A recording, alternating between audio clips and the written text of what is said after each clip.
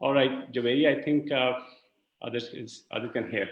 All right, so it's a great opportunity to be together. Otherwise, I think we were supposed to meet in Reno Tahoe this year in May, where Lorelei was the host, but unfortunately, due to the current situation, that meeting is not happening. But Helger, I'm assuming that in September, I don't know what's the situation that when the meeting is due in about the HR standards in Germany, so you would be knowing the situation better. Okay, so the topic is very exciting. The human capital reporting standard. What is in it for all the stakeholders? The stakeholders could be investors, directors, regulators, CEOs, CFOs, CHROs, general public, community, and even the customers.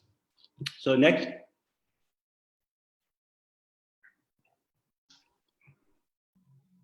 Okay, so what about the HR metrics? Without going into more details, we are operating in a very niche areas, including the data analytics metrics. We are also pioneer in introducing the SHRM certification in Pakistan. We also introduced the Global Diversity Inclusion Benchmark standard in Pakistan, and now it's a great opportunity to introduce the human capital reporting standards along with the other standards. Next. Okay, so as far as the topic is concerned, it's quite exciting. We had a very interesting journey. I remember in 2011, probably we met in the Washington, and the 11 countries were there under the umbrella of the ISO. And we started working on the HR standards, and then the discussion took place in the various parts of the world.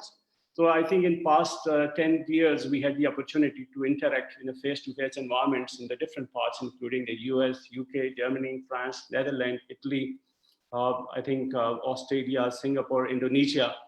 And this is based on this entire process, at least one dozen standards have been developed. And I'm very fortunate to be accompanied by the people who have contributed directly or indirectly, most of them directly, during this standards development process. And one of the standard is the human capital reporting, which we have on our screen now. And we have a very diverse team of speakers, as Ziaul Mustafa already mentioned, to talk about the various components. And those components include the compliance and ethics, workforce cost, workforce productivity, skills, organization culture, leadership, succession, diversity, workforce well-being, workforce availability, and recruitment, turnover, etc. Next. Now, I think we need a very strong buy-in at the beginning before talking about the nuts and bolts of it. So I would like to take 3 to 4 minutes to explain the strong, what is in it for you, for the various stakeholders. So number one, the reason for that we actively promote this human capital reporting standard, that you must have heard this terminology very frequently, that people are our most valuable asset. It's a true narrative, but it's a narrative. And this is supported by the various studies.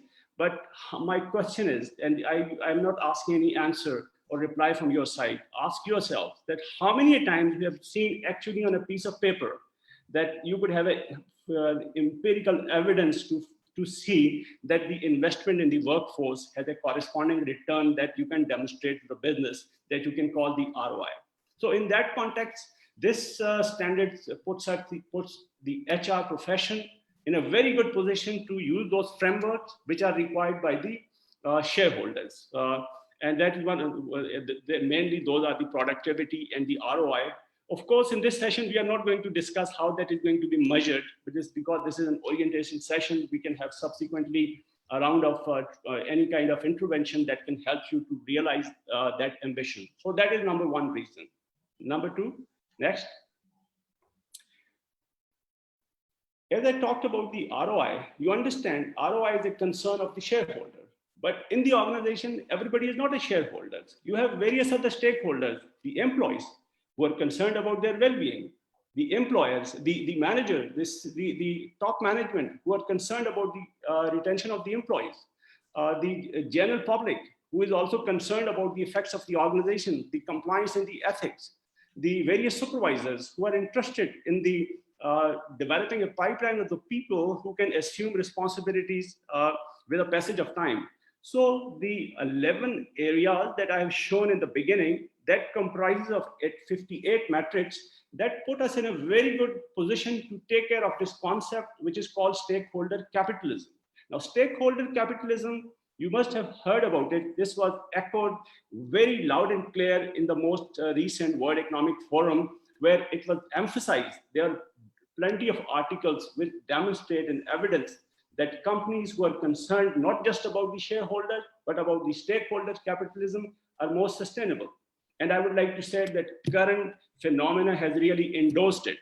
Although this current phenomena is not favorable to the world, but I would say that this is very favorable to the HR, that the world has realized, that the business community has realized that without the involvement, without the systematic, strategic HR management, the sustainability of the organization would remain at stake.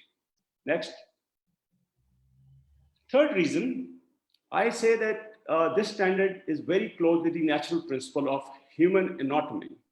Now, some of you would be familiar with the term of the left brain and the right brain. Whether we subconsciously know it or not, but the fact is that each one of us has two parts of our brains. The left, which is more linear, logical, sequential, analytical, and objective, and the right one, which is more holistic, creative, emotional, intuitive, subjective. It's not a matter of having one at the cost of another, but it's a matter of having a balance between the two.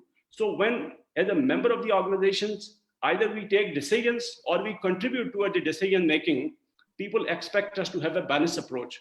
But unfortunately, again, I leave it to your judgment. See it yourself. Are we balanced in our approach, or are we conscious of being analytical, objective, and number-centric, or we are completely intuitive, subjective, or emotional? This is a matter of question that we need to ask ourselves.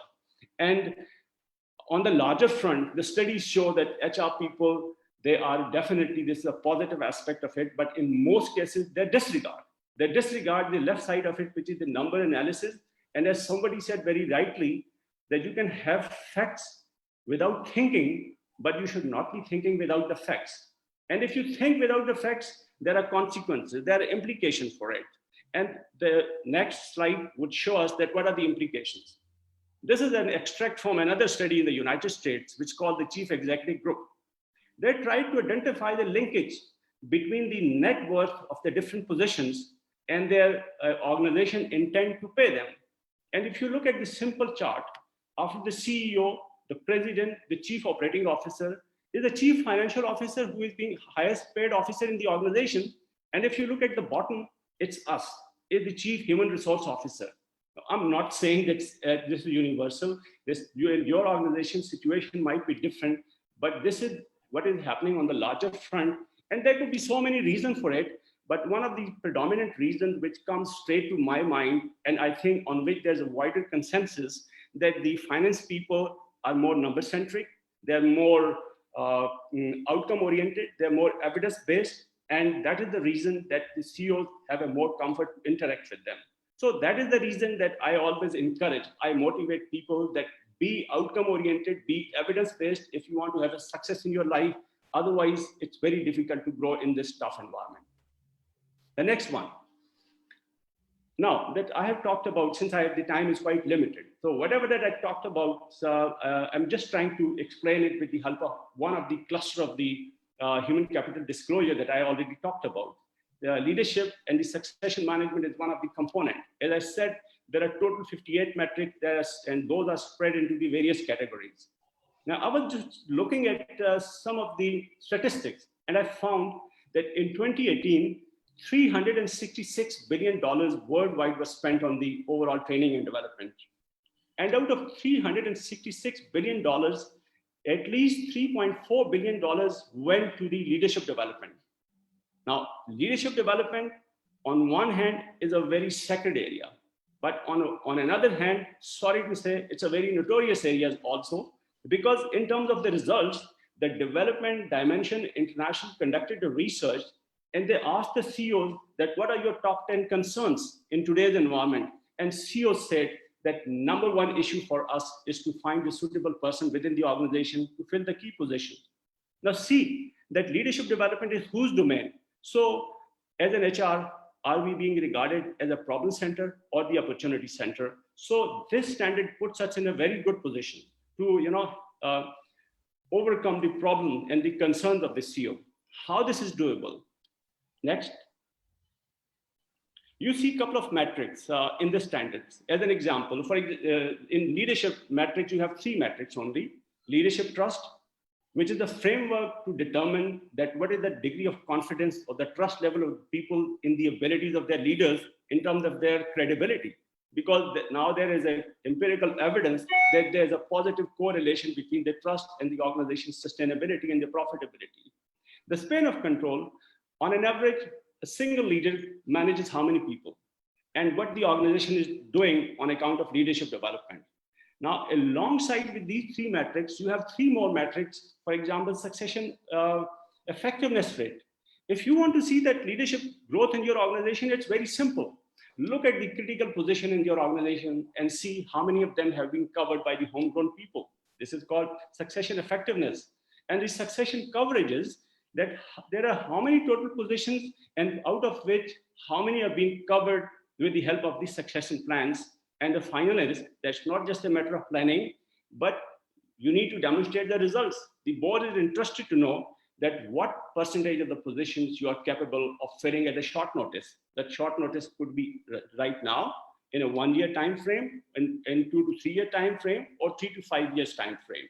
So the aim of giving this brief example was that the stories, narratives on one hand are important. Definitely, nothing is complete by story.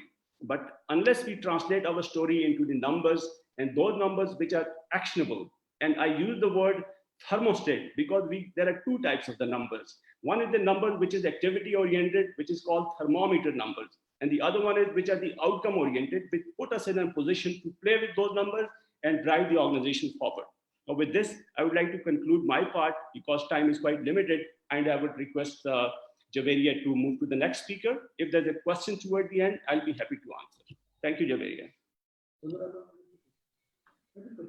I would like to thank Mr. Zahir Mubarak for his insightful talk on leadership and succession metrics. I would now like to request our respected speaker, Mr. Lee Webster. Mr. Lee is the owner of International Standard Service Solutions in USA. He's also the former chair for ISO TC 260 HR standards. Mr. Lee would be talking about significance of ISO 30414 for investors. I'll be sharing your slides over here, Mr. Lee, and I would request you to kindly unmute your mic. Thank you. Can you hear me now? Yes, I can hear you. Let me just put your slides on. Great, thank you.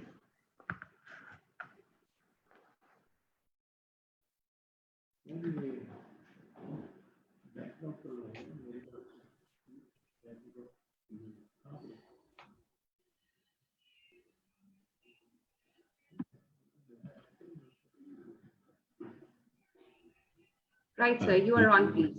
All right, thank you, and hello, everyone. My goal in this discussion is to set the table on the history of 30414 and also to give a little insight on the investment impact on investors related to this, the development of this new standard. Next slide, please.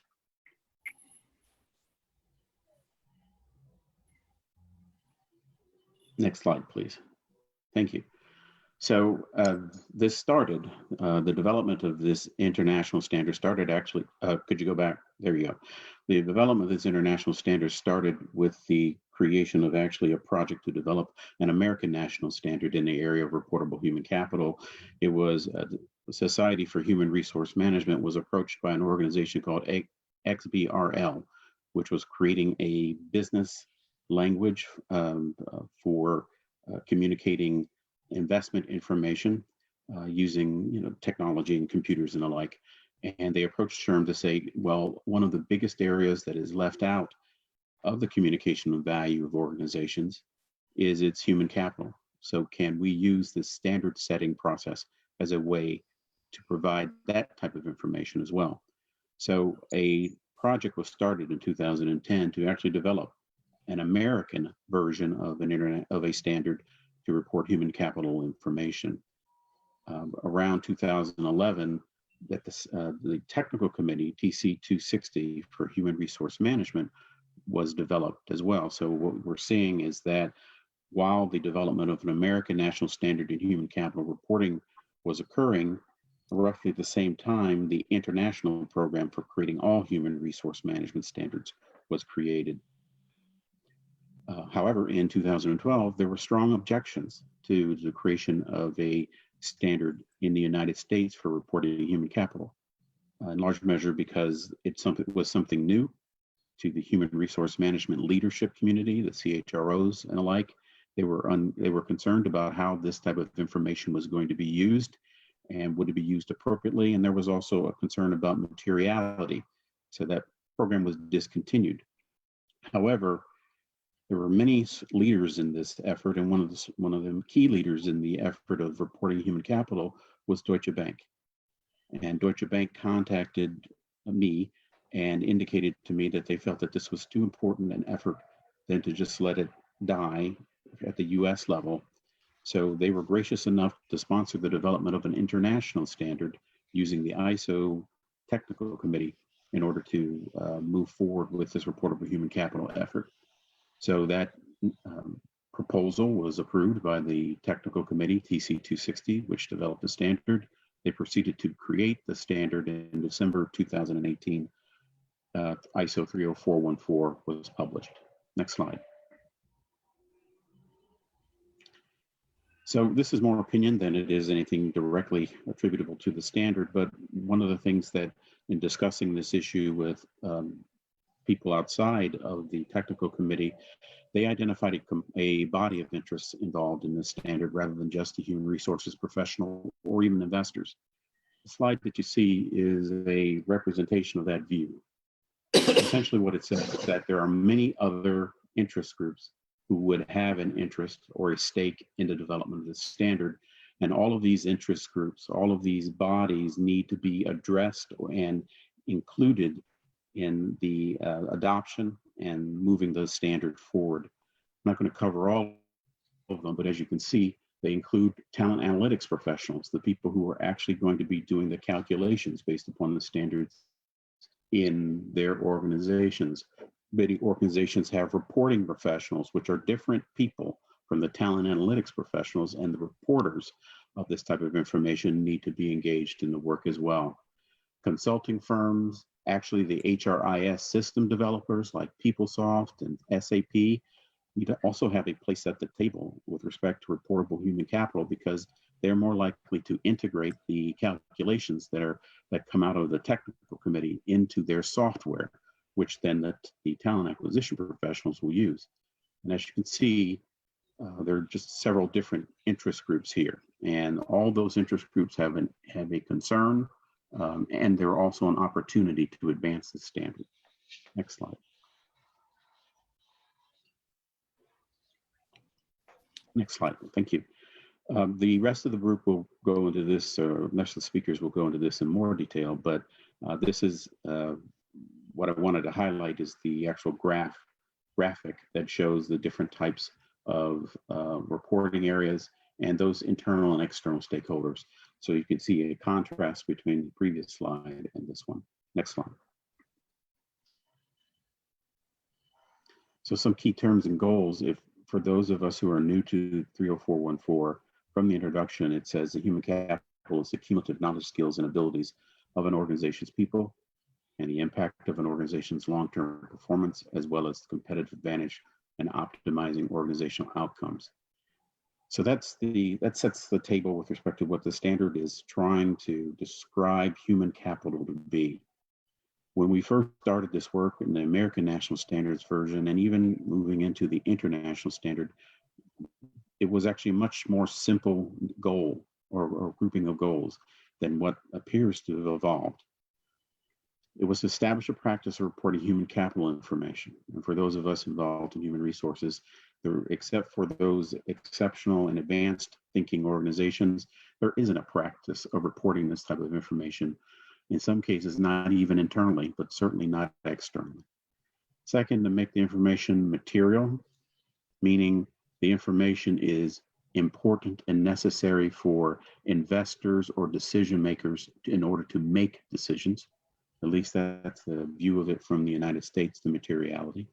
Timely, a lot of the human resource information I've been at, that's been available to me is aged because it's collected over time, and therefore it makes it difficult for business leaders to make a judgment based upon current conditions. Reliable because of the HRIS systems we have, or some of us don't have. Some of the data and how it's calculated changes from time to time, making business leaders uncertain about whether the data they've received is actually accurate and correct. And then finally, comparable. In order for investors to make decisions about whether or not to invest in company A versus company B, they need to have information that they can compare between the two companies in order to make a judgment on whether that company is the right investment. And the final one is to allow for some adaptation for organizational structure, size, and industry.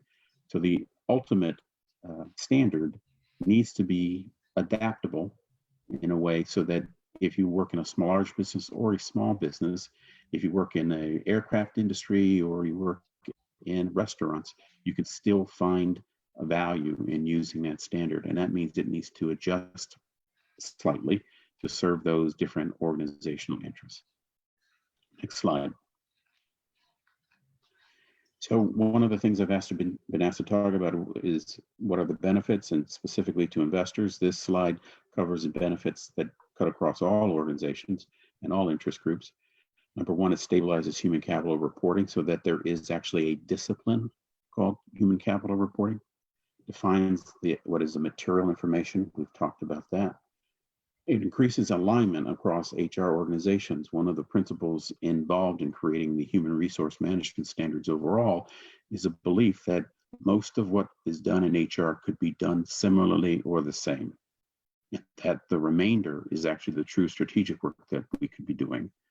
And so these standards provides that platform by which we can begin to create that alignment across human resource management organizations, regardless of the business sector. Professionalizes talent analytics, and we've talked about talent analytics, and there's interest in it. Creates the comparable data, we've talked about that.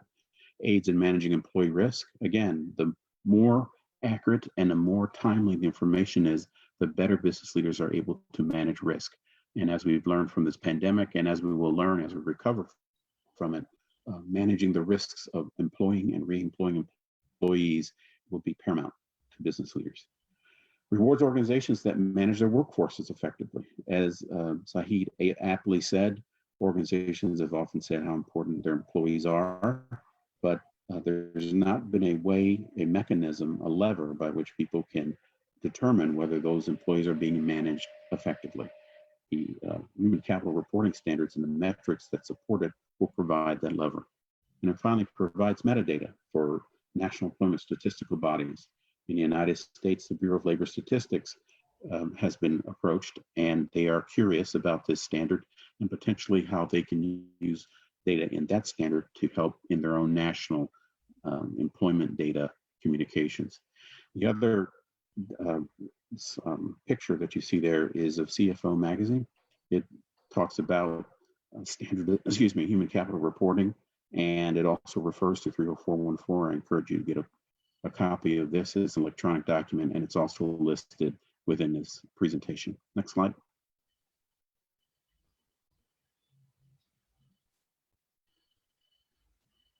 No, thank you. So I'm not going to dwell on this, but once you get a copy of these slides, you'll see that there's been a lot of recent activity in the United States and in the Securities and Exchange Commission concerning the development or the communication of human capital information. And what this slide will show you, I should go through each of the documents and even videos that are attached to it and the links, that the SEC, which is the regulatory body for investors or investments in the United States, has made it very clear that they are looking for a mechanism to communicate human capital information to investors. They think it's important now, and they want to see this proceed.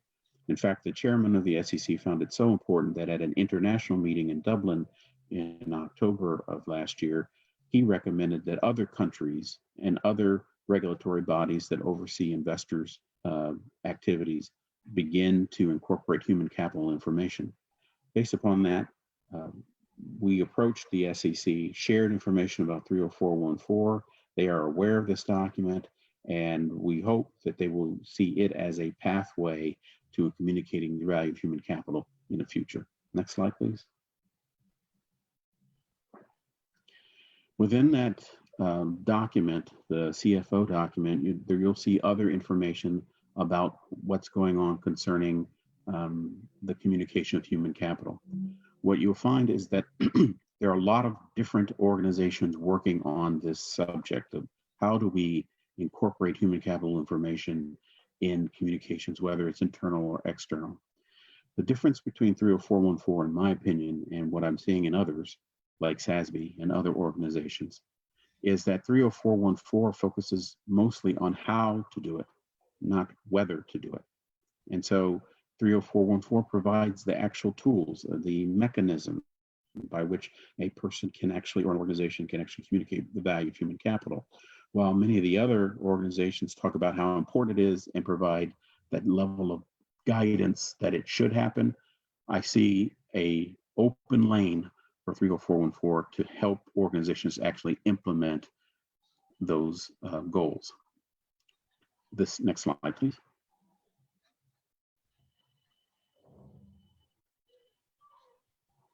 So I'll conclude with the next step, and the other learned speakers can expand on this subject much more broadly than I can.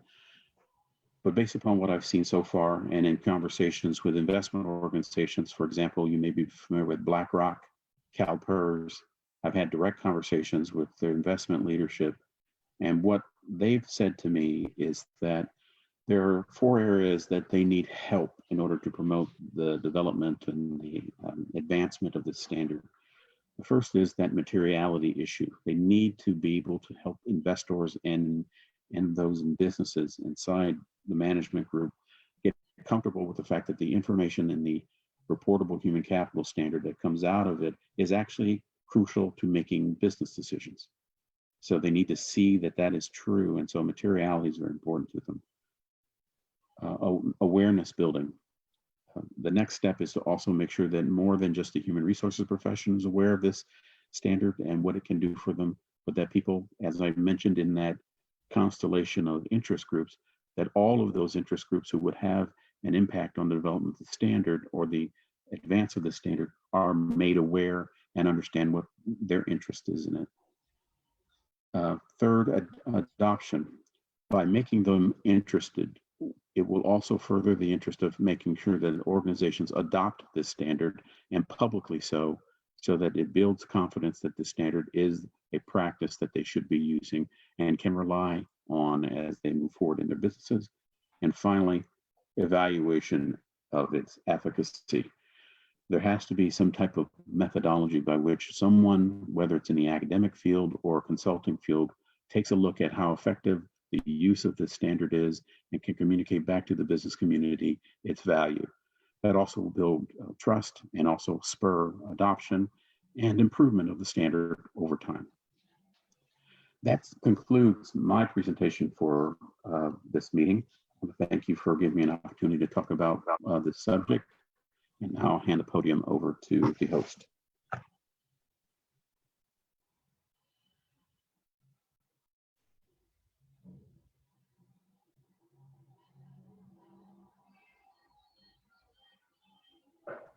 Thank you very much, Mr. Lee Webster, for sharing very useful insights with our audience on significance of ISO 30414 for investors. We are very privileged to now have with us Dr. Sandra J. Miles from Hutchins, Distinguished Professor of Management, State University, USA. She is also the convener, Recruitment Standards ISO 30405, former chair of US TAG. She's also part of HRCI standards development. Thank you very much, Dr. Sandra Miles, for joining us. I'll be putting your presentation in seconds. Good morning, good afternoon, good evening, depending upon where you are on the planet. It's my pleasure to be able to talk to you about some of the key metrics in ISO 30414.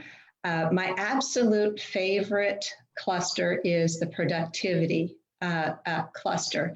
This particular cluster are key markers and ones that really do give a hint to the value that human capital can bring to an organization. Or as Zahid said in his opening remarks, it's a gigantic step in connecting people to the profits of an organization. So if you could go to the next slide, please. By definition, productivity is the organization's efficient and effective use of its resources that they can turn value into the organization. It's a proxy by which organizations can be compared. It's such an easy calculation to calculate productivity ratios. Typically, it's taken as the earnings before income and taxes, and it is divided by full-time equivalent. This easy calculation makes it a favorite of investors, and it's also the accessibility of the data. Most of the data is readily available in publicly held reports. And because of the availability and the simplicity of metrics, it really is the favorite of investors. As an investor, next slide, please. Supposing I'm interested in investing money into the grocery sector in the US, what you can see here is the productivity measures that an investor may be able to do. It took me all about 3 minutes to create this chart from the publicly held data. 3 of the major grocers in the US are Costco, Walmart, and Kroger. Costco's productivity metrics, basically their earnings before interest and taxes divided by full-time equivalent, is $25,426, which means each full-time equivalent employee returns $25,426 a year to Costco. Walmart is the red line below the orange line, and Walmart's productivity ratio is $12,166, which is less than half of what Costco returns. The bottom blue line is Kroger returning $10,205 per full-time equivalent. As you can see, this little graphic took me, taking 3 minutes to create from data that is already out there and publicly available. It's a really quick tool for investors. So as an investor, when I'm looking at the productivity ratio, what this tells me is that Costco's employees return over twice as much to the organization and provides a better investment choice given their productivity. And that signals the efficient and effective use of its resources. As an executive of Costco, this metric signals to me how far along the road I am on creating operational excellence and the extent to which the policies governing the people process are effective. In Costco's case, obviously they're very effective. Now, if I'm a Walmart or a Kroger executive, I'm wondering, how can Costco do that since they're actually a market leader in pay and benefits, whereas Walmart and Kroger are more, at or below market. So Walmart and Kroger have a few pieces of the puzzle to put together to explain that gap in the productivity and also to identify the pieces of the puzzle that are having a significant impact on that. So part of, a little bit of a deeper dive, because we know that, that true productivity ratio is actually a function not just of labor, but of also, materials and overhead. So the second part of that cluster is the human capital return on investment, which again strips out the materials and the overhead and focuses on human capital expenses. Now, that particular piece of information is not as readily available in the public sector, but 30414 has deemed it very critical in terms of allowing organizations to be a little bit more transparent in what it is that they're spending in terms of labor costs, which is basically pay and benefits. So once you're looking at the the productivity cluster, and you're thinking, okay, what else do we need to focus on?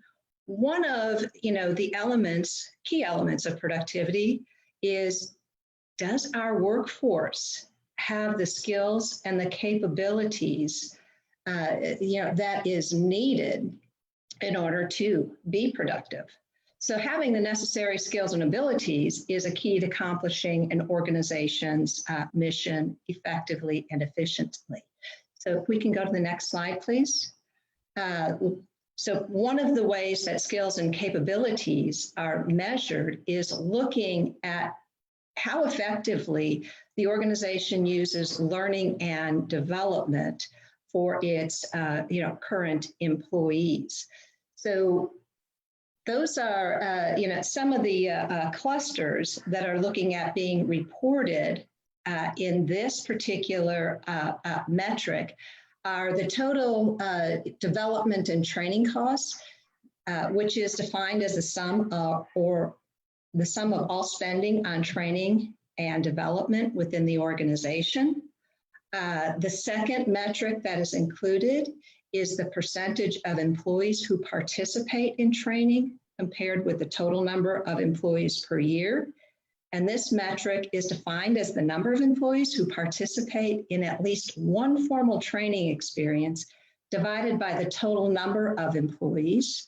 The third metric is the average formalized training hours per employee, defined as total formal training hours for all employees divided by the number of full-time equivalents.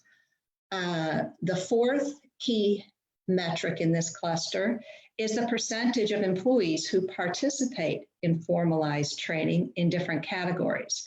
Now, this metric is defined as the number of employees who participate in at least one formal training experience divided by the total number of employees by category, such as leadership. And this is a particularly interest because it ensures that learning and development is happening at all levels of the organization. And then the last rate is the workforce competency rate. And this metric is defined as the average competency ratings assigned to employees. Now, these 5 metrics provide a baseline for what should be captured to measure the skills and capabilities of the organization. The skills and capabilities are critical because it does ensure that the workforce is both able to perform the work of the organization that can result in the achievement of the organization's mission. Thank you.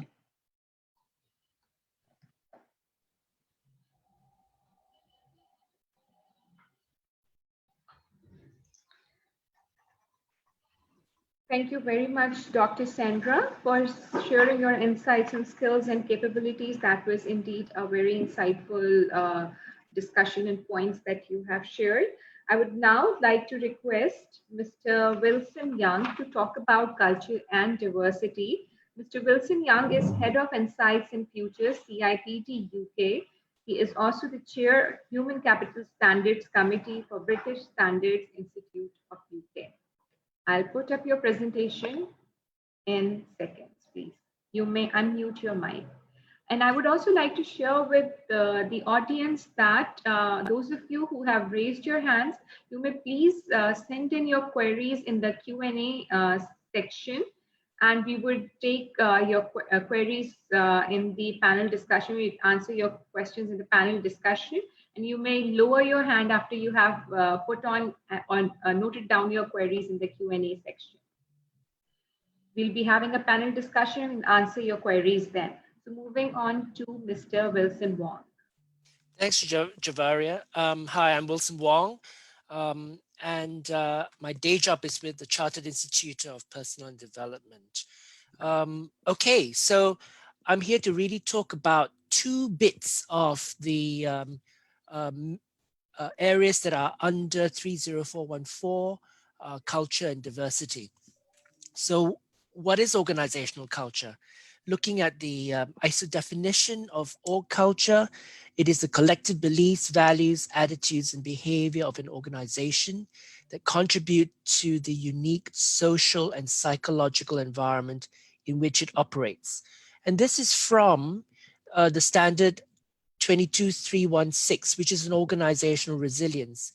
And as you can well imagine, during this time, these organizations are being tested to their nth degree, and really you can see that where organizations have paid attention to the organization culture and managed their workforce well, they are actually able to absorb and adapt to some of the challenges placed by this pandemic. Just to give you an idea of how big the impact is, the impact to the US GDP in the first quarter of 2020 is estimated to be 1.2% of 1.2%. And as we all know, the US was extremely late in responding to this crisis. In China, 9.8% of its GDP has been impacted. In the Eurozone, it's 3.8%, and the UK is reporting it later this week. So the impact on the GDP is very telling, because it really reflects the cost to the national economies of having their human capital locked down. So you're withdrawing people into their homes, and you cannot maintain your normal economic activity, and the hit is considerable. And a large part of it is due to in a way, the inability to deploy your human capital in the way it was designed. So going to the section on organizational culture in particular, we can see that there are certain metrics in 30414 that looks at engagement scores, satisfaction levels, the commitment measures of your workforce. But as we know, the organization culture is actually impacted by a whole slew of things, and these are proxy measures. So, the kinds of policies and standards that you apply, the way that they're applied, the manner in which people are treated, whether they feel that the way that these policies and standards are applied is fair, whether or not they are fairly paid in relation to their colleagues as well as to the market. So all of these impact culture. So for organizations, paying attention to the organization's culture gives you an indication of what you can actually expect in terms of reciprocal commitment to the organization's goals. In 30414, as Lee mentioned, there is the principle of materiality. So, when you consider what is important to your organization, you may want to consider that organization culture is one of the proxy things that give you an idea of just how good your people management is. The other thing that the standard is trying to encourage is kind of evidence-based management, to give you data on your workforce that you can then make informed decisions. And over time, if you collect the data properly, then you can facilitate comparisons between business units, between companies here and elsewhere. And as Lee also mentioned, it gives you a handle on some of the people risks that we've seen actually at this time. So the other thing that is measured under organization culture is the retention rate, and the detailed metric for that is going to be coming out later this year, I hope. It's a technical specification number 23378. And briefly, the retention rate is really the ratio of separations against the total workforce during a defined period, usually a year, but you could actually measure it on a monthly basis. And the key value of this particular measurement is how you segment it so that you realize, you know which part of your workforce is leaving voluntarily or involuntarily, and whether the leavers are regretted, whether you really didn't want them to leave. As part of the TC260 work, we have started a standard on organizational engagement, and that is being helmed by the UK, and that should be probably ready next year. Okay, so moving along to diversity, which is the next slide. So what is diversity? Is the recognition of individual differences and the uniqueness of each person. And these may be dimensions according to ethnicity, gender, sexual orientation, socioeconomic status, age, physical attributes, and so on, religion. In the standard, it asks for data on age, gender, disability, and it also has a category called other indicators of diversity. Drawing on the principle of materiality, it's in your interest to look at some of the dimensions that that actually matter to you in your particular legal regime, but also in terms of your ability to build your employer brand. So it makes no sense for you, for example, to be operating in a particular state where your workforce doesn't represent the stakeholders or even the customers that you serve. You want to be able to understand, reach out, and engage with the community through your diverse workforce as well. There is also one other indicator which is listed, and is about the diversity of the leadership team. And in line with the principle of materiality, the standard also makes clear that certain metrics are to be measured and reported internally, certain metrics are to be reported externally. There is also a difference in the reporting requirements for SMEs. So in diversity, for example, all the metrics, age, gender, disability, other indicators, and the leadership team have to be reported, and all have to be reported externally. Whilst for SMEs, you are to report the same metrics, but for internal consumption. So you can see that there's a big argument about diversity and across the world. It's not unique to any particular economy.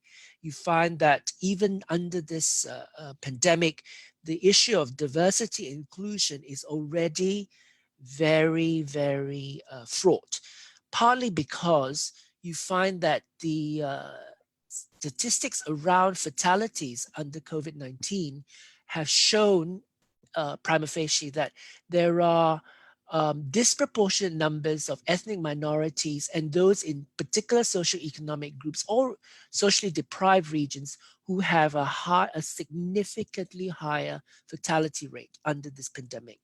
It could be access to facilities or whatever. But now this notion about diversity is going to be live in a completely different way, about access to healthcare and access to care.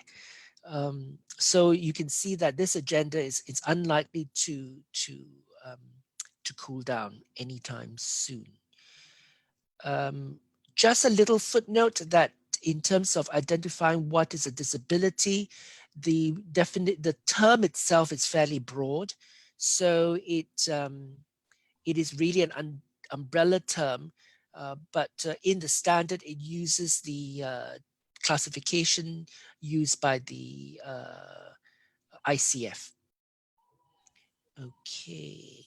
The other thing that I would like to just add is that a lot of these measures, a lot of these items that's included in the 30414 are evidence-based in the sense that there is, and we considered a lot of research about the relevance of including some of these measures into 30414, and in support of the evidence-based management approach.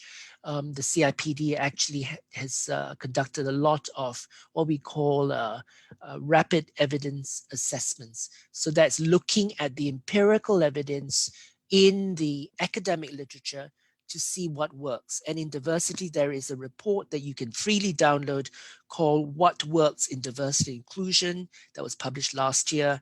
And that looked at the empirical evidence and looked at what practices actually made a difference.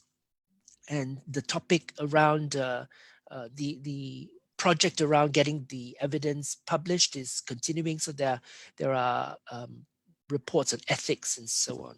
Just to say that it's an open resource that is open to anyone who just goes to the CIPD website.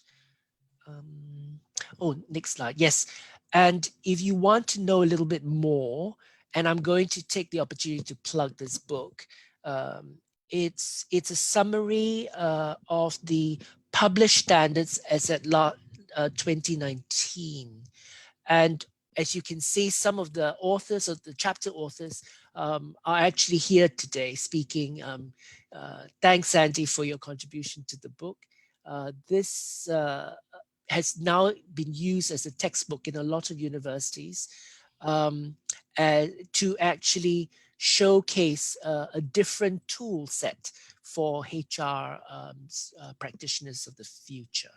So you can see that it starts with a broad question about culture and governance, and then it goes into specific areas of practice where you can find different kinds of support from the standards themselves. And some of these are published under TC 260 and some of them under different technical committees, but all of them, of course, impact the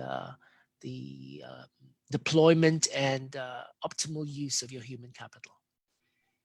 I think that's it, and I'll be happy to answer questions in the panel discussion afterwards. Thank you.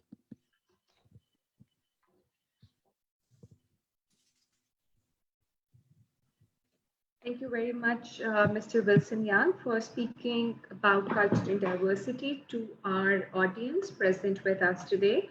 Indeed, this is a very good initiative taken by ICMA Pakistan and HR Metrics, because this quality, or having such quality of panelists speaking to our audience in Pakistan, is really a matter of pride for all of us.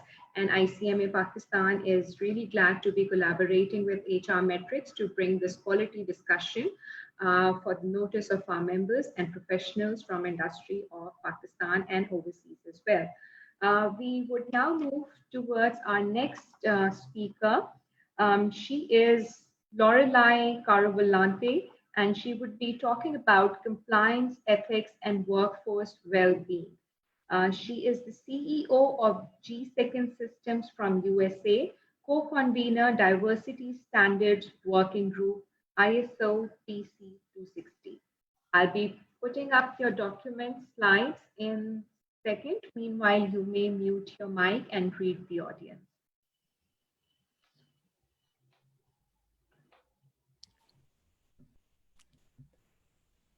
Thank you, and welcome everyone. As the slides are being put up, I would like to just recall what Mr. Lee Webster said a moment ago that's interesting about this particular ISO standard 30414, which provides guidelines on how to do human capital reporting. I think there's a lot of research and reporting about why, and we are focusing now on some examples of how. One of the areas of the standard, compliance and ethics, you might think, gosh, how can you apply and report on that?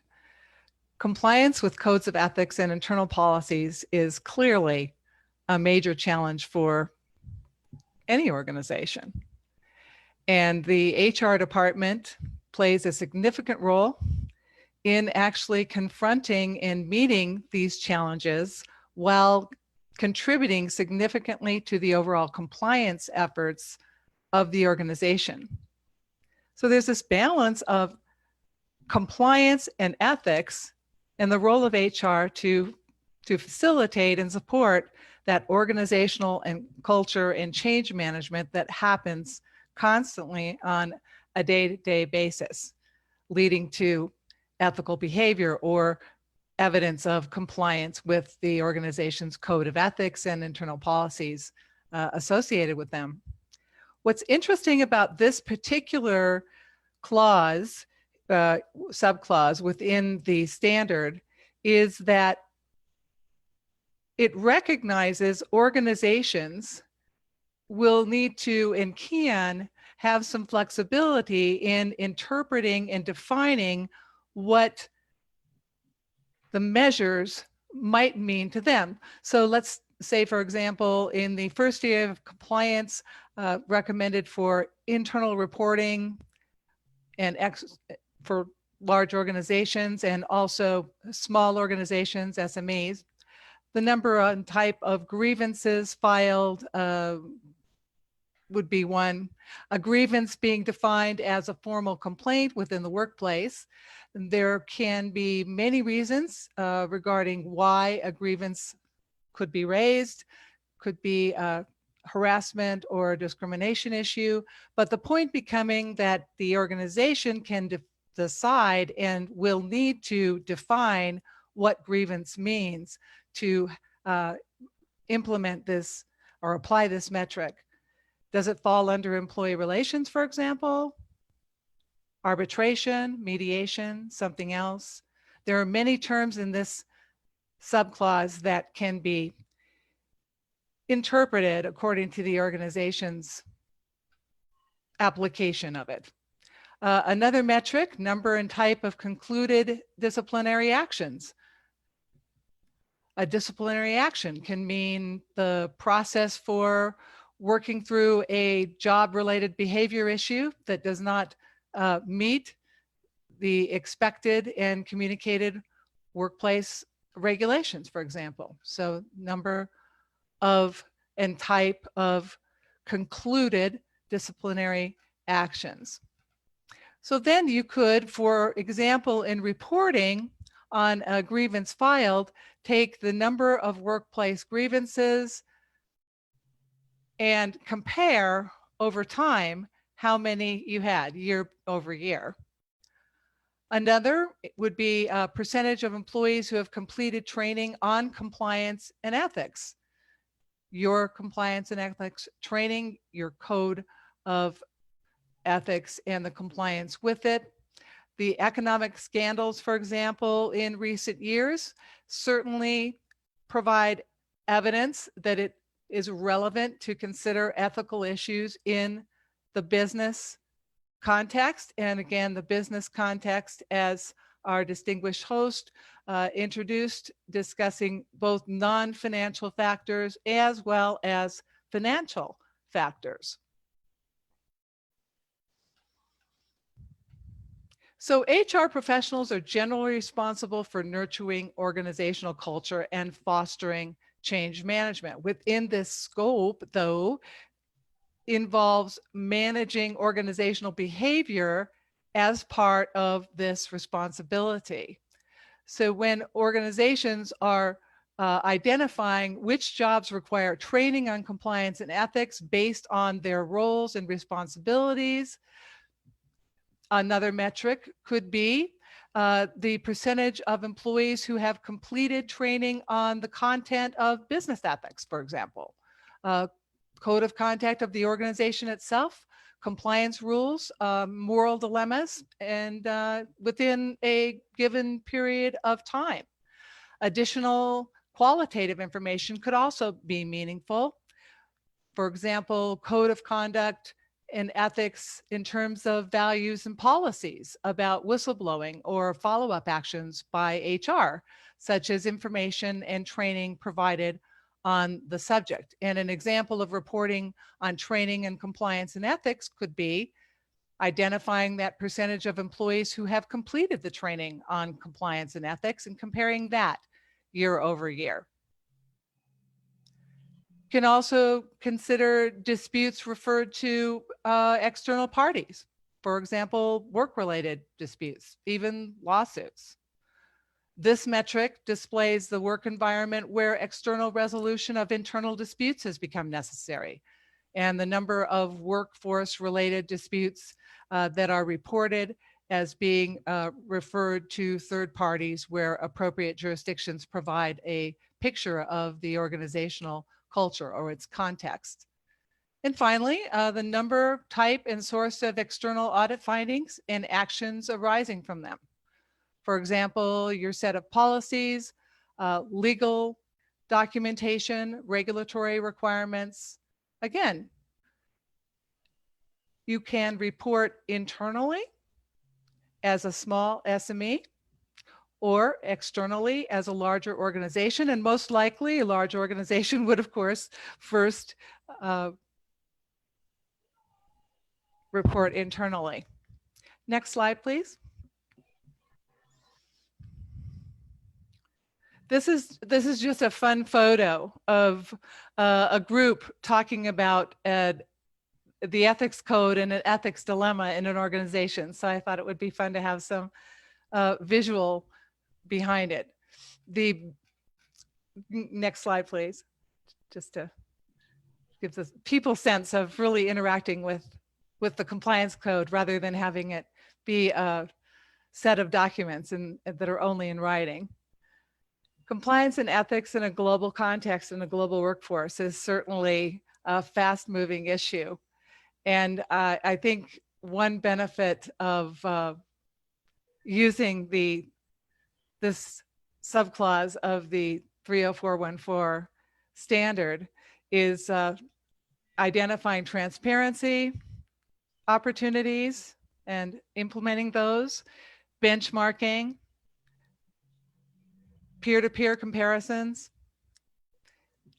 internal reporting for identifying and ameliorating gaps and setting goals, measuring improvements internally, and then, of course, external reporting, including achievements, for example, for any size organization.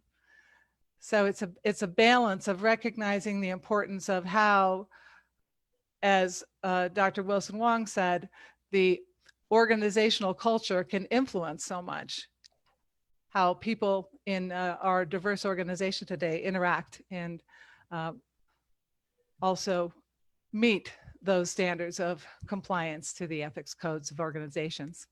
Thank you.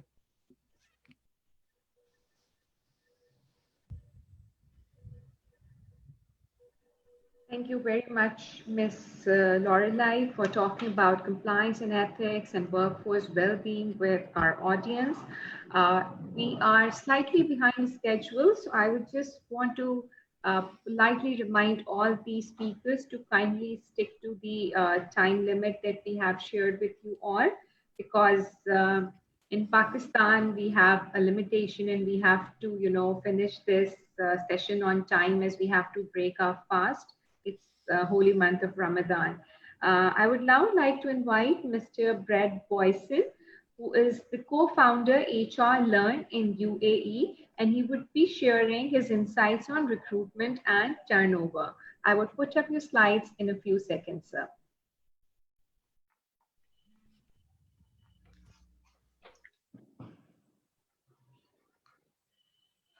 Well, good afternoon, everyone. when I saw the esteemed group that Zahid had brought together, I really asked myself, what could I perhaps bring to the panel that isn't already represented or perhaps has a slightly different take? My background is I am an HR practitioner. And although I have been involved with this project from the very beginning, and I want to give Zahid credit for getting a lot of the original founders of this program together. When I looked at the section that I'm covering, recruitment, mobility, and turnover, it really got me thinking about my own work experience. And I'll start with my academic studies. My first academic studies were in finance. And living in North America, one of the first books I was given were the GAP, the Generally Accepted Accounting Principles for the United States, and other regions would follow, and international IFRS sort of comparable. And when I moved into HR and saw that they had some measures, but it took me a while to figure this out. People could effectively define their measures in any way they wanted. And I was shocked at this. It took me a while to actually absorb it. So if I can sort of scroll the slide, please, for the 14 metrics that are here under 4.79. Now, I'm not going to go through each one of these metrics. I hadn't planned to in any case, but what I wanted to share again was another example where maybe 5 years ago, one of my students here in the UAE, after completing a course with me, she called me up a few months afterwards and she said, Brad, I need to talk to you. I'm doing a performance review and my manager said, well, I'm not happy with employee turnover. And she said, we have an employee turnover of 15%. And she said, is that good or bad? And I said, I can't tell you that. I don't know. And it really hit me, both in my heart and in my brain, that you go through this comprehensive process of measuring HR, studying HR, and as fundamental of a question, given a measure, is this good or bad? I couldn't answer that question. And where I'm going with this story is this standard and many of the ISO standards are a step towards improving that, improving it for, as everyone's mentioned so far, stakeholders, but I honestly believe it improves the capability of HR practitioners profoundly. And those of you coming from an accounting and finance background, you probably take a lot of this for granted in terms of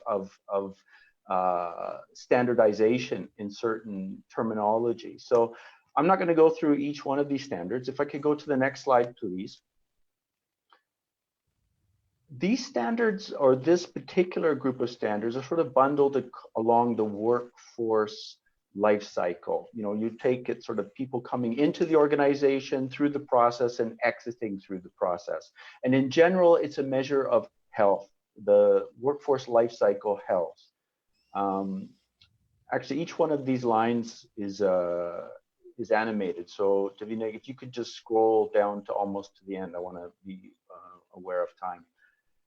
What the standards are doing, though, is anchoring in terms of time periods, in terms of dates, in terms of qualifications or clarifications on aspects like, is this something that should be reported internally? Is this something for large organizations that should be reported externally? So if you come back to an example of saying 15% turnover, this lady worked in retail. And having worked in retail myself, I could say, well, this is probably a pretty good turnover. But I don't know if her measure is per month, per year, per quarter. And what these standards are doing is creating anchors. So for example, take the recruitment process itself. Where does it start? Where does it end? You could say that it starts when a position is vacated. You could say it starts when a requisition is issued. You could say it starts when you start interviewing candidates. So for example, within this particular subsection on recruitment, we've created a very defined range that when people measure, you know, time to fill or the period of filling a vacancy, there's a common understanding of where that process begins in time and where that process ends. You can always modify it for your own organization's needs. But all of a sudden, if you're using this standard, you've got a common vocabulary, a common measure and metric whereby you can compare apples to apples, oranges to oranges. And I know the vast majority of people on this call, this is something we should have done years ago. But there is so much resistance to standardizing a lot of these things that we do. And I'll be honest with you, a lot of this resistance comes from within the HR profession itself, because it requires a higher level of accountability for the people doing HR. If you're a high performer in HR, you love this. You are able to demonstrate. This lady who called me in a panic state, if she knew that her competitors had employee turnover ratios, voluntary, involuntary turnover at 30%, and she's half of that, what a great thing. What an empowering tool that is for the more competent HR practitioner, but also it empowers the organization. Dr. Sandy gave examples in the US of the different supermarket chains in terms of their productivity. This is more of a micro level in terms of the measures of the activities. But I'm going to conclude with my last sentence at the bottom of this screen here. And the reason I really want to emphasize this is there are a lot of people critical of this standards process because they feel that it focuses on the lowest common denominator of the practice of HR. And whether you call that activities or transactional activities, honestly, I don't care. Because I'll tell you, from my point of view, being an HR practitioner for almost 20 years, if you're not doing the fundamentals of HR well, if your workforce pipeline and life cycle is not healthy, how can you be focusing on the more strategic, value-added, forward-looking activities, outcome-based performance that are mission-driven, unless you're doing the fundamentals? So this standards process is designed to look at the whole cycle in terms of the activity and the outcome. And what I'm sharing with you today as a contribution to this webinar is that as a practitioner, I know that if I can focus on getting my activities done well and prove that they're doing well, that would allow me to allocate more resources to operational and strategic activities. And that is strategic. So with that final comment, I'm going to pass it back to the host. And thank you all for participating. And thank you, Zahid, for the opportunity to contribute to this panel. Thank you very much, Mr. Brad, for sharing your views on recruitment and turnover. I would now quickly like to invite our upcoming speaker, Mr. Kefi Siddiqui. He's the head of IGI, FSI member ISO TC 260 HR standards, and he would be sharing his views on workforce costs and workforce availability. Over to you, Mr. Kefi. Thank you, Javeria. Thank you, Zahid. And thank you, everyone. Now, I'm going to ask you questions, and I request everyone to please, if you want to answer that question, please just tap into the Q&A section and write in your answer. So before we begin, since we are running short of time, I'll go straight to the point. And before we begin, I have a question. Can anyone guide me if the workforce costs and headcount are already being reported? Yeah, I'm on the Q&A side. Here, I'm sure they can answer that. Yeah. All right. So can you see the face on the left bottom of the slide? I can see the face. Let me introduce you to this fellow. This is the devil. Devil is in the details. So yes, you're right. Most of you are right that workforce costs are being reported by many organizations, but they are being reported under different heads. For example, like direct manufacturing costs, sales and marketing costs, and admin expenses. So if you want to know the total workforce cost, you will have to sift through the pages of the published accounts of companies, and you'll have to add them together and then you will know, then only you will know what is the total workforce costs. Likewise, the headcount is reported as a disclosure, and third-party headcount are not reported at all. Yeah, please go on to the next slide.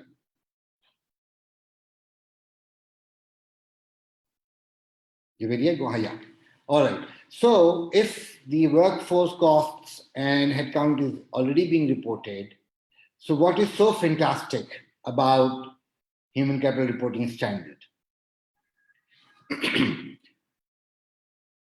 anyone see the face on the left bottom of the slide?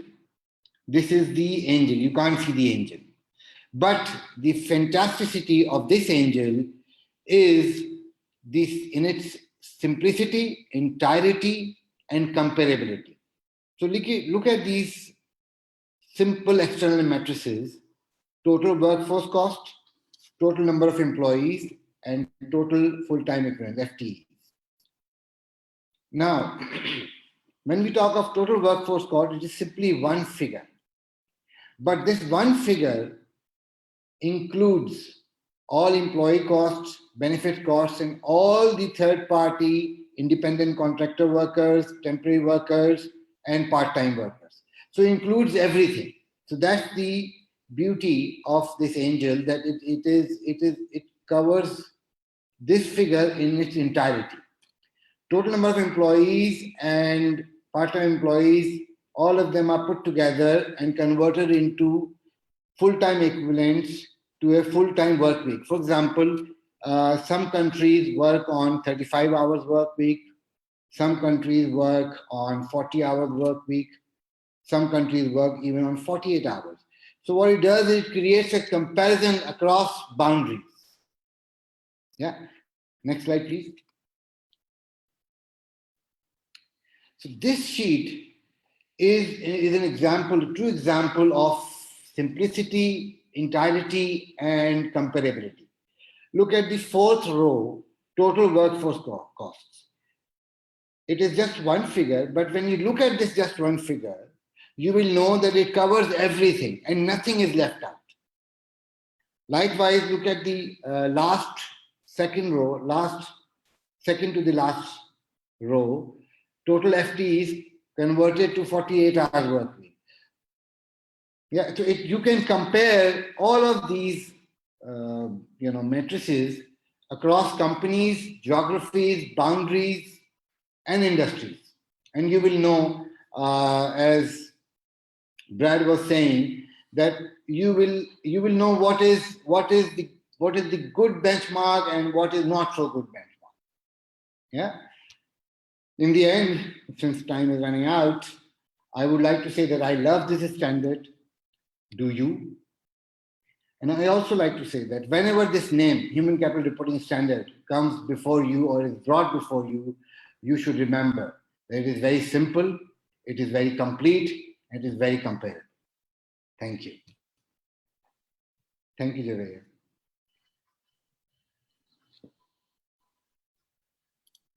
Thank you very much, Sir Kefi. That was crisp and brief, I would say. Moving on to our next speaker for the evening, Mr. Neil McCormick.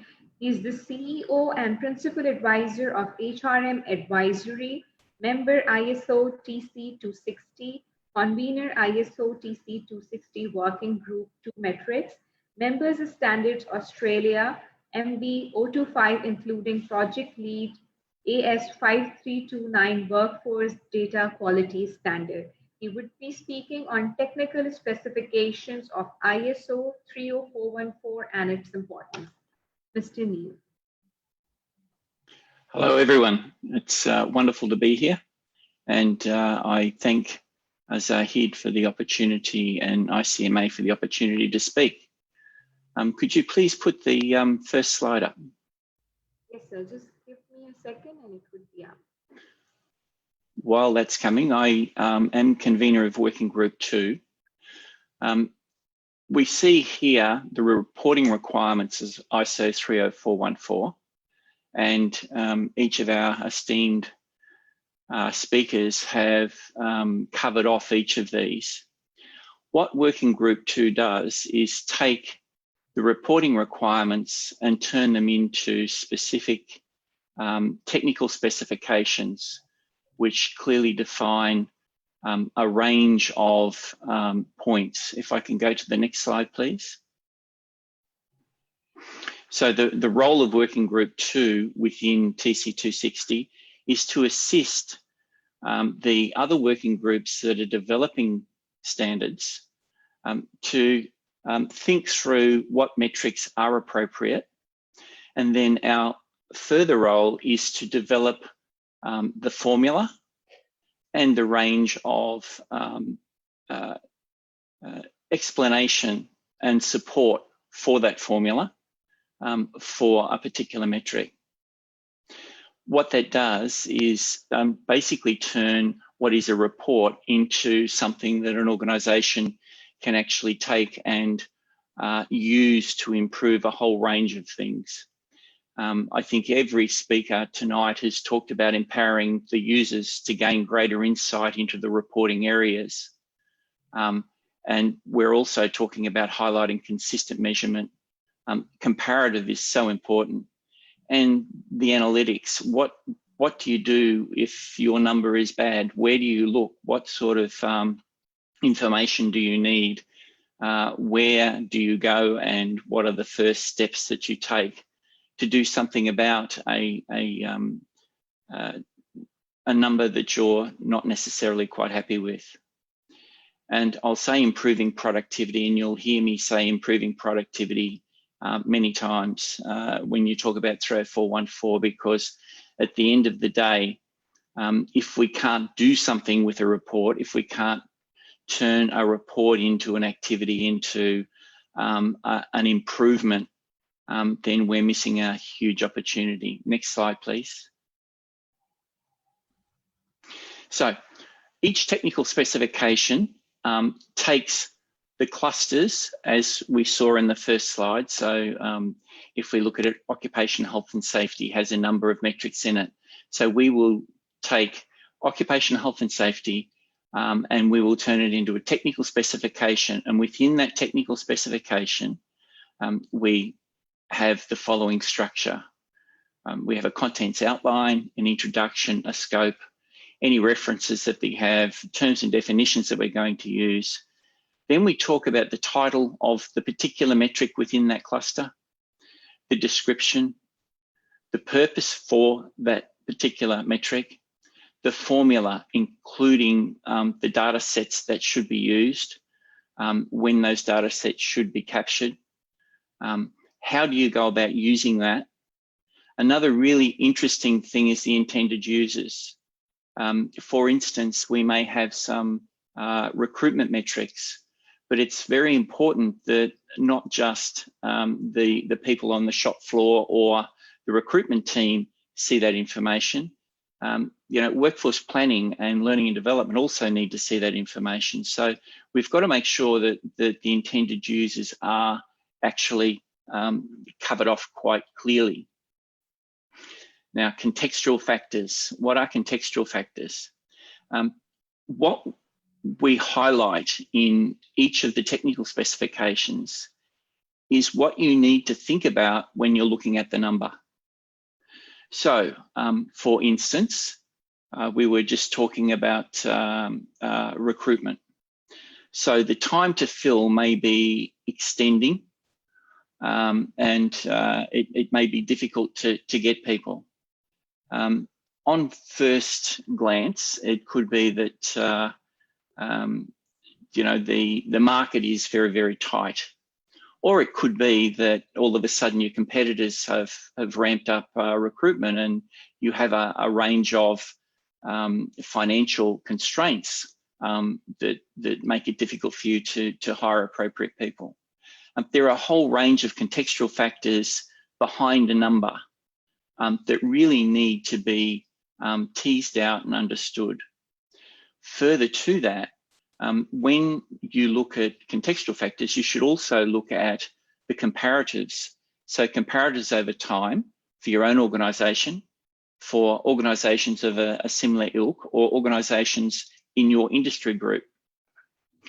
They're again, very, very critical for you to understand how do you go about fixing something? How do you go about staying ahead of the competition? And how do you go about understanding that what you thought was very good is actually in need of improvement? Then we go into predictor factors. And predictor factors cast a view of the future potential for issues that may arise around that particular metric. We do that for, pardon me, the 11 of the clusters within 30414. The next slide, thanks. Why do we do that? Well, it definitely improves visibility and consistency of measurement. If you can compare yourself to your former self and start to predict where you really want to be, that is a process that is a productivity improvement process for sure. It's talking about improving your outcomes and your processes as well. It allows for internal and external comparison by industry sector, location, organization size, etc. And again, let me say, if you actually apply the logic of what we've just discussed to the 30414 standard and start to look at how to not only report on the information, but use that information productively, you will actually improve productivity in your organization. It is a very, very powerful tool. We will have completed the technical specifications by the end of this year. When I say completed, I mean formally documented and released by ISO. All of the technical specifications have been drafted, and I dare say by September we should have them in final format for process. I think that should be my 5 minutes, and I thank you very much for the opportunity to speak.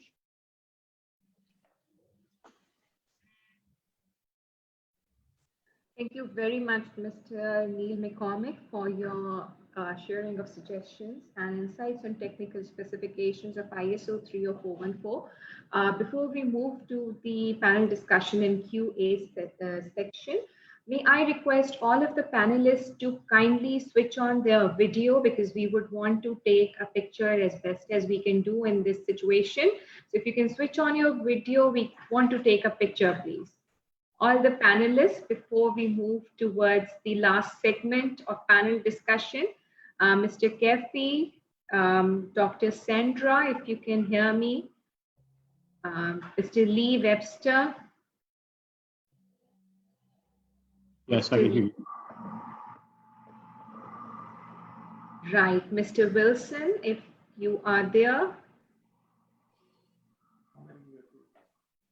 Okay, so we just we try to do it again towards the end, but let me just capture it. Thank you very much, Mr. Wilson, for coming online. Dr. Sandra is missing, but we'll try to get her towards the end again. Thank you very much, everyone. Now we move to our panel discussion. Our audience has been waiting. They have put down quite a number of questions in Q&A. Unfortunately, we are short on time, so we will be allowing around 15 minutes for this session. I am pleased to share that moderator for our session for today is Chairman of CPT Committee of National Council of ICMA Pakistan, Mr. Athar Salim. Is the fellow cost and management accountant. So we'll have the speakers who have just shared the insights with you joining the panel discussion. Plus we have a surplus speaker, a bonus speaker, Mr. Hilger Pothman. He's the regional head human resources for Deutsche Bank Germany East, and he's a member of ISO PC 260. I'd request Mr. Hilger to come online as well. I can't see him actually at the moment in the panelists. And I hand it over to Sir Athar. Thank you, Javier. I think we have the most panelists now. If you want to take another picture, you can take it now. So, Asim, you may also come online, please.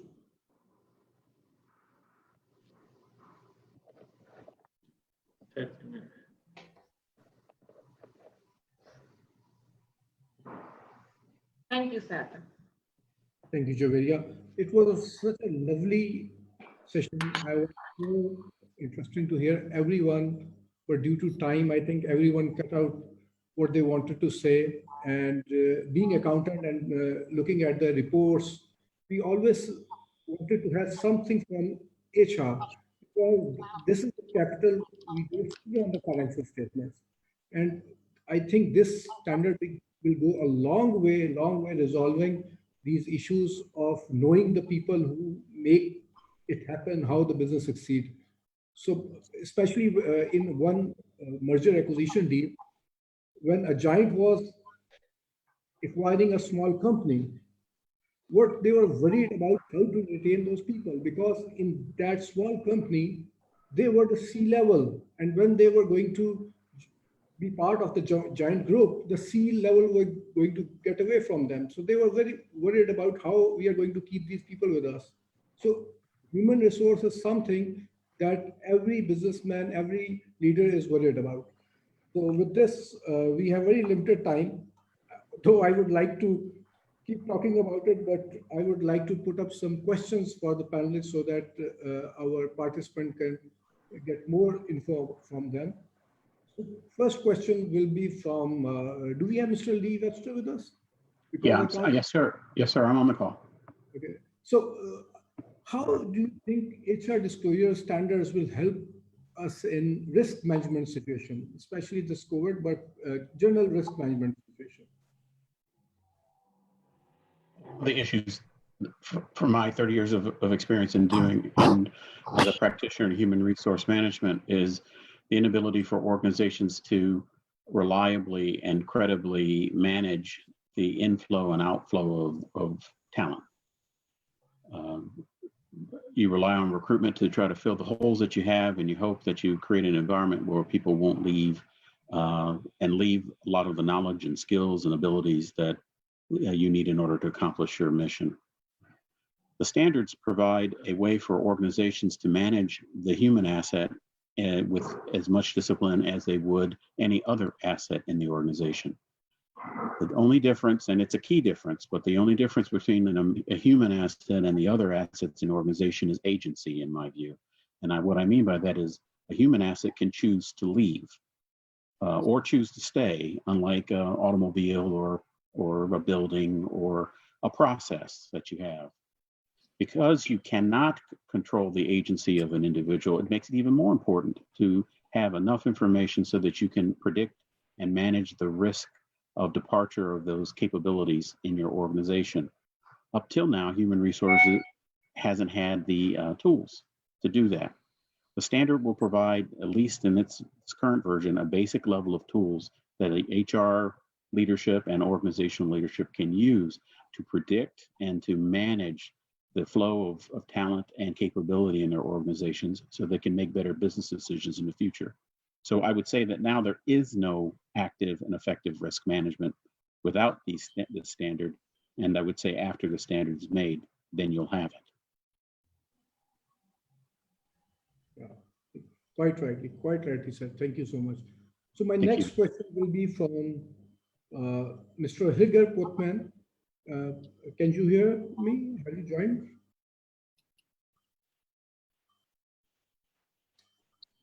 I think he just got disconnected again. So in that case, we can go back to Mr. Neil Cormick. Are you? I think he is with us now. Yes, I'm here. Okay. Okay. You talked about. Let's get to the question. What do you think? What business benefit of using this standard? Like, I do understand from the investor point of view, but what other business benefit does this Oh, standard give us? certainly, certainly. If we think about the old management statement, you can't manage what you can't measure. If you don't have consistency in the information that is put before you, if you cannot compare like for like over time, if you cannot compare and understand the root cause of a particular issue. So this evening I've been talking in terms of issues where an organisation is underperforming. If a particular area, whether it be recruitment, whether it be occupational health and safety or compliance, is underperforming, we need to understand where to look to actually find the root cause of that issue. If you can measure things appropriately and you're using the same formula and the same structure, strangely, accountants have been doing that for eons. If you can do that, then you have a great opportunity to improve what you are assessing. You can improve and take the necessary remedial actions to benefit the organisation. So if you can measure it consistently and you can compare it, you most certainly can start to understand what the cause of a particular issue is, and then take steps to remediate that cause and improve the outcome for the organisation. Quite rightly said. If you can measure it, that's the only way forward. So my next question would be from Ms. Lorelei. Yes, sir. When we look at this standard, we look at the multinationals and the big organizations. Do you think this standard can help the medium and small organizations?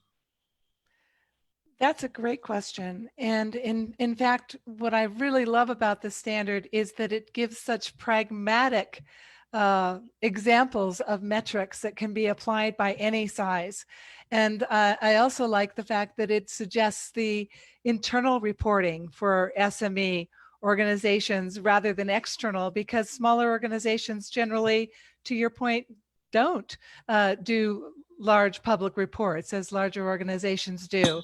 But reporting in and of itself and the activities that are necessary for organizations and people in them to go to complete in order to do a report will help them identify the value of human capital, their own human capital internally, and also enable them to benchmark within their own ecosystem of other SME organizations, peer-to-peer comparisons, for example, as I said, within the context of internal reporting for identifying and ameliorating gaps and setting their own goals. So I do see measuring improvements internally and this standard as quite relevant for SMEs, smaller organizations, not just large. It's really an interesting win-win as I go through and read this standard. Thank you. So we are hopeful that SMEs will adopt this and follow this technique as soon as it's there. My next question will be from Mr. Wilson Wong. You talked about culture, but I think it's very hard to capture culture in the reporting. How do we do it? You know, how can we measure culture? Okay, I mean, when I talked about culture, I was referring directly to 30414, where the proxy measures were on engagement, commitment of the workforce. So you're right, it is an extremely complex effect, and it looks at the fairness of the management towards its staff, the remuneration. It looks at whether or not the organization is ethical. So there are a lot of dimensions to this. But for reporting purposes, in that category, they're looking at whether the employees are engaged with the purpose of the organization.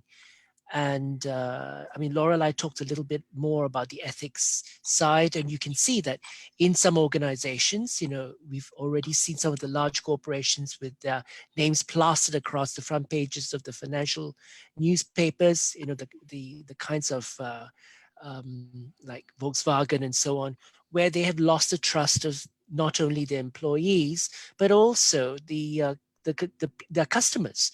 So managing all those things contributes to the culture of the organization. You know, the other organization that I can think of off the top of my head is Boeing and 737 MAX. You know, and the wonderful way in which they've managed it so that all the planes are grounded. So and they may never fly again, costing them hundreds of billions because somebody wanted things to be faster, somebody wanted to be cheaper, and they've cut corners. So to your point, the metrics is only a proxy measure of whether the employees are prepared to further the purpose of the organization. And if they're not, there are other causes. It doesn't go into the details, but it's a proxy measure. Very, very relevant and interesting. Let's hope that this measure will help all the businesses in long run. So my next question would be about the quality of hiring, and that I'll put to Mr. Brad Boyson. Sorry, come again. The question is how we measure quality of hiring. All right. In fact, fortunately, I have been the convener of the metrics, the standard on the quality of hire. But it's like culture, you know, there are so many ways of looking at the quality of hire. It could be the competencies, it could be the productivity, it could be the retention rate. But having considered all these possibilities, one of the credible mechanism and the consistent mechanism, I'm using the word one of them, because obviously the beauty lies in the eyes of the beholder. So whatever the quality that you define, it's up to you. But according to the standard, for example, retention of the new hire is a very good indicator, and the performance of the new hire. So whenever you hire your people, obviously you would like them to perform, and it's the choice, always a wish list of the employer that the employee should be high performing. So their performance rate, and the second one is their employer wants them to stay longer if it is a productive employee. So their retention rate. These are the two metrics which are quite credible enough to indicate the quality of hire, and it is doable. And as Wilson said, metric is always a proxy figure. It just tells you what has happened. It doesn't tell you why it has happened. So if there's some issues, you can always find out the why part of it and go for the improvement. Thank you. Thank you, Zahid. So my next question will be from Dr. Fendi, but I'm going to take this question from our participants. The question is from participant Mr. Muhammad Kamran Jamil, and the question is, these questions are not yet made mandatory as part of annual financial reports by regulatory authorities. How do you see this can be made mandatory, and what is the possible timeline for its implementation? Well, that's really a great question. And I would challenge the CFOs and the CEOs that are out there not to wait for it to become mandatory, but to adopt it as a tool to help improve and be the baseline for expectations from their chief human resource officer. What's required is just an over high level pyramid of metrics that helps the organization to get better value out of its employees. one of the things that, Lee had mentioned is the agency of the employee. They can come and they can go. Well, what's more important than that, they get to choose how much effort they're going to expend when they come into the workplace.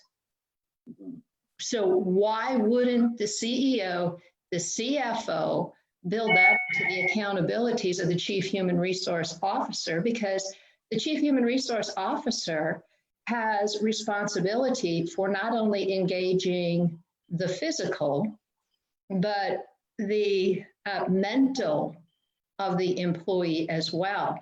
And, as an aggregate, the 30414 standard, it really looks at the elements that it takes to get the maximum performance from each employee.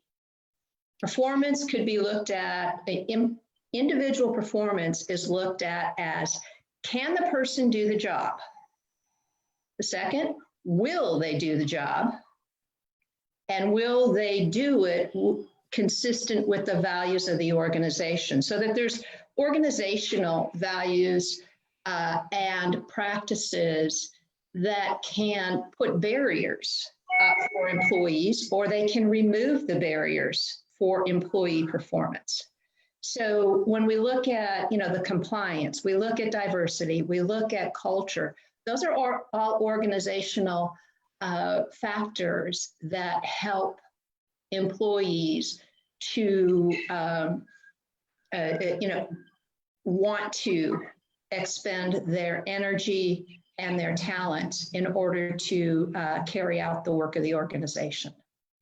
So my challenge is for organizational leadership to take it on. And when you're looking in terms of how much money have you invested in your skills and the capabilities in your learning and development, fly it as a flag to your investors. If you're publicly held, we are good stewards of this resource. We have productivity. We are, as the chart that I put up, we're the Costco. The difference that, shares of Costco, there's a difference between the book value and the market value of a stock. And that difference, that gap, is looked at as the intangible value. And that's where the value of people come in. Thank you, Dr. Sandy. You rightly said it's the leadership who need to take the first step instead of the authorities like SEC and anyone else. It's the leadership who should come forward and take this step. My last question would be, because we are quite late, from Mr. Kafi Siddiqui.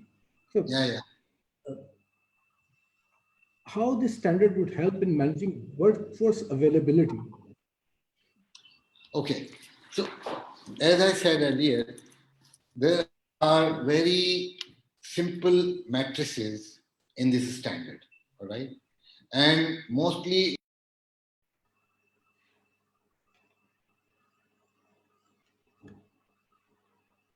If you have muted yourself.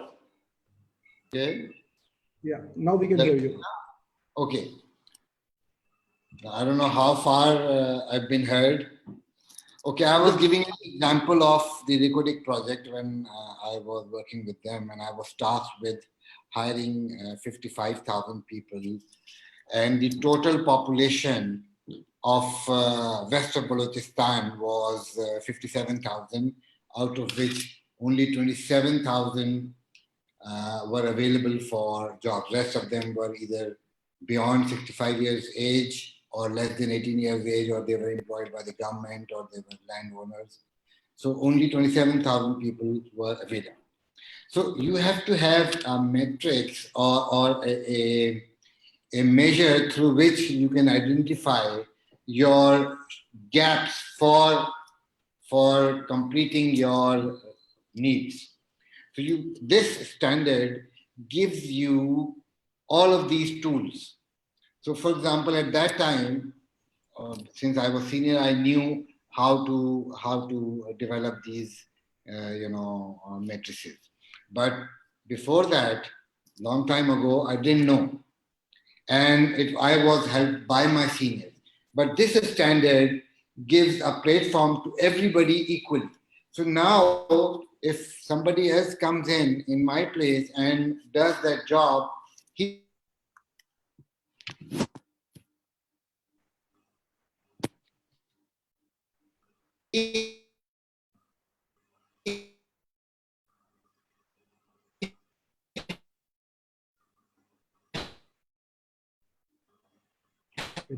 We are facing some connectivity problems. along with, hello? Yeah, now we can hear. Hello? Yes, now we can hear you. Hello? Hello, can you hear me? Yes, we can hear you now. You can hear me now, so you lost what I said. Okay, so where was I cut off because of this internet? I think the last two sentences, you can start from there. Okay, so in the end, I was just saying that if anyone now comes in my place and has the same kind of dilemma, so he can simply turn over the pages of the standard and look at the metrics, and he will know what are, how to do what. So that's, it's there. Thank you, Mr. Siddiqui. That's a good insight. I'm looking at the time, and I think Javeria will be very keen to close this session because it's almost iftar time here. So Javeria, it's up, over to you, please. Thank you, all the panelists. Thank you, all the participants. Thank you to you and everybody. So thank you very much, Akhil Saab, for moderating this panel discussion. And unfortunately, we are short of time, so we are not able to take any more questions. So, but I would like to thank HR Metrics for collaborating with ICMA Pakistan. I would like to thank ICMA Pakistan's National Council for making this event possible virtually, but this is what we have to do. I'd like to thank Sir Athar for moderating this session and all our speakers connected from various parts of the world.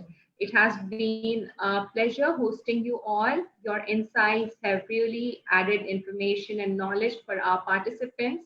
And hopefully we'll have you again in a session anytime soon. So best of luck. Have a good rest of the day. And if it is done, so have a good nap before you start a productive day tomorrow morning. Thank you. Thank you very much. Thank you very much. We may leave the Thank you. meeting now. Thank you very much. Bye. Javeria, Lorelai, Athar, Sandy Miles, and everyone. All the best. Take care of yourself. All the best. Take care. Take care, Zahid. Bye. Neil, thank you. Thank you. Thank you.